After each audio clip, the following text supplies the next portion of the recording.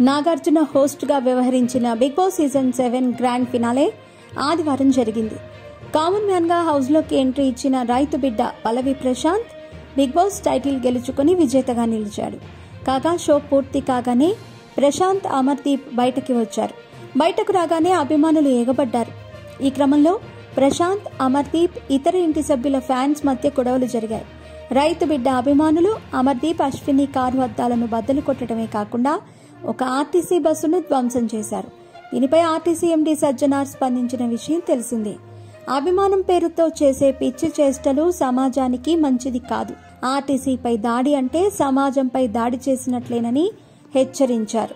ఇకపోతే తాజాగా big boss షోకి హోస్ట్గా వ్యవహరిస్తున్న నాగార్జున షో నిర్వాహకులను అరెస్ట్ చేయాలని అడ్వకేట్ అరుణ్ కుమార్ తెలంగాణ హైకోర్టులో పిటిషన్ దాఖలు చేశారు.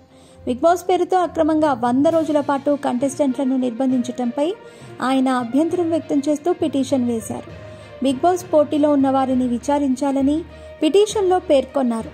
ఇదే విషయంపై మహిళా కమిషన్ చైర్మన్కి కూడా ఫిర్యాదు చేస్తామని పిటిషనర్ అరుణ్ కుమార్ వెల్లడించారు. అలాగే ప్రభుత్వ ఆస్తులను నాశనం చేయటం వెనుకున్న కుట్రను బయటకు తీయాలని ఆయన డిమాండ్ చేశారు.